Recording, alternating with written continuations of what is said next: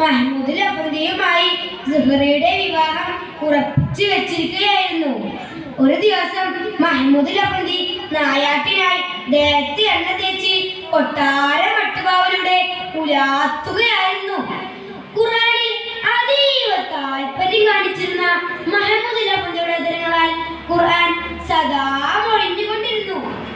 All ഇംറാനിലെ 26ാമത്തെ ആയത്തെത്തിയപ്പോൾ Mahmood അഫ്രീദിക്ക് ഒരു സംശയം.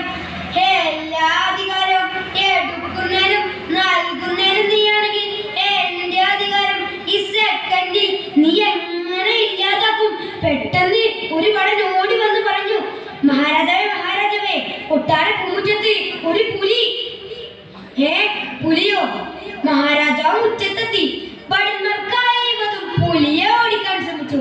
പക്ഷേ പുലി പിന്മാറുന്ന പ്രശ്നമില്ല. ഒടുവിൽ തല പോകുമെന്ന് ഭയന്ന് അവർ കാട്ടിലേക്ക് കാട് കയറി.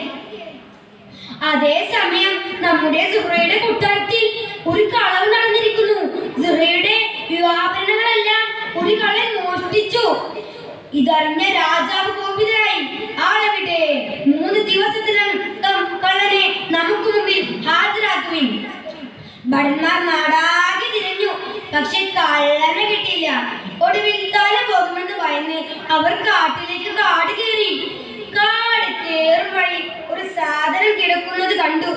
സൂക്ഷിച്ചു നോക്കി. അപ്പോൾ ഒരാൾ പാറപ്പുറത്ത് കിടന്ന്